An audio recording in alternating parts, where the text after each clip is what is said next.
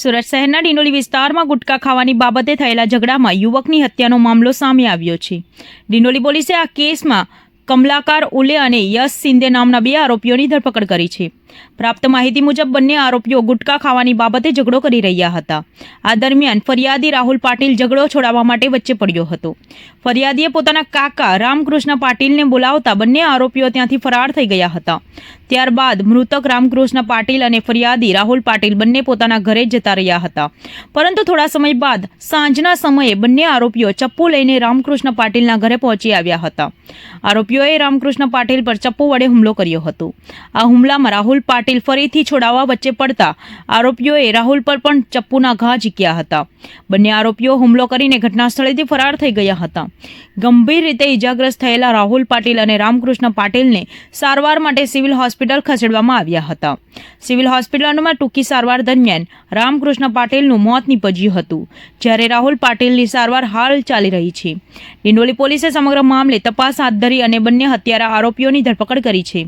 પોલીસે આરોપીઓ વિરુદ્ધ હત્યાનો ગુનો નોંધીને આગળની કાયદેસરની કાર્યવાહી શરૂ કરી છે.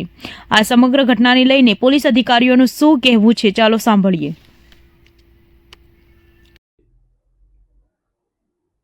ફરિયાદી રાહુલ પાટીલની ફરિયાદ આધારે ડિંડોલી પોલીસ સ્ટેશનમાં એક ખૂનનો ગુનો રજીસ્ટર કરવામાં આવેલો છે. આ બનાવની વિગત એવી છે કે ગુનાના ફરિયાદી રાહુલ પાટીલ અને એના કાકા રામકૃષ્ણ રાજારામ પાટીલ એ બંને તારીખ 11 જાન્યુઆરી 2026ના રોજ રવિવાર હોવાથી સાંજે 7-1 વાગ્યાની આસપાસ રામકૃષ્ણભાઈના ઘરે જમવાનું હતું. તે અનુસંધાને આ ગુનાની જે ફરિયાદી જે છે એ એમના કાકા કે જે નરોત્તમનગર નવાગામ ડિંડોલીમાં રહે છે, એના કાકાના ઘરની આગળ પાનના ગલ્લે તે ઊભો હતો.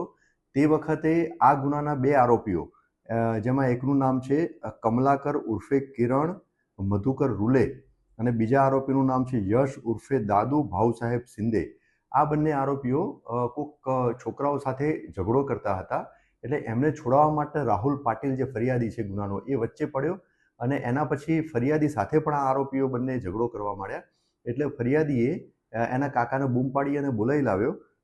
એના પછી એના કાકા આવ્યા તો આ બંને આરોપીઓ ત્યાંથી ભાગી ગયા. આ બનાવ છે લગભગ સાંજે 7 વાગ્યાની આસપાસનો.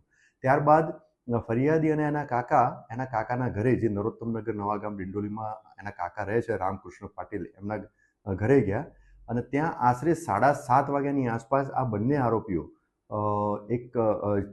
એમની સાથે ચપ્પુ લઈ અને આવ્યા અને આ ફરિયાદી અને રામકૃષ્ણ રાજારામ પાટીલ કે જે ફરિયાદીના કાકા છે એ બંનેને મારવા લાગ્યા, ગાળાગાળી કરવા માંડ્યા અને પછી વારાફરતી, એટલે પહેલાં રામકૃષ્ણ રાજારામ પાટીલને પહેલાં છરીનો ઘા માર્યો અને એના પછી જે ફરિયાદી રાહુલ દિલીપભાઈ પાટીલ એ પણ વચ્ચે પડતા એમને પણ છરીના ઘા માર્યા. ત્યારબાદ આજુબાજુના લોકો ભેગા થઈ ગયા એટલે આ બંને આરોપીઓ ભાગી ગયા. આ બંનેને સારવાર અર્થે નવી સિવિલ હોસ્પિટલમાં એમને ટ્રાન્સફર કરવામાં આવ્યા. સારવાર દરમિયાન આમાં જે રામકૃષ્ણ રાજારામ પાટીલ એમનું અવસાન થયેલું છે. રામકૃષ્ણ રાજારામ પાટીલની ઉંમર 40 વર્ષ છે અને એ એમનો પોતાનો ટેમ્પો હતો, એ ટેમ્પો ચલાવતા હતા અને આ ગુનાના જે ફરિયાદી જે છે રાહુલ પાટીલ, એ ટેમ્પામાં મજૂરી કામ તરીકે જતા હતા. ડિંડોલી પોલીસે આ ગુનાના બંને આરોપીઓ કમલાકર કિરણ મધુકર રૂલે અને યશ ઉર્ફે દાદુ ભાઉ સાહેબ શિંદે એ બંનેને ડિટેન કરી દીધેલા છે અને એમની પ્રાથમિક પૂછપરછ અત્યારે હાલ ચાલુ છે. એમની પૂછપરછ કરી નિવેદન નોંધી અને ધરપકડ કરવા અને અન્ય આગળની કાયદેસર કાર્યવાહી હાથ ધરવામાં આવનાર છે.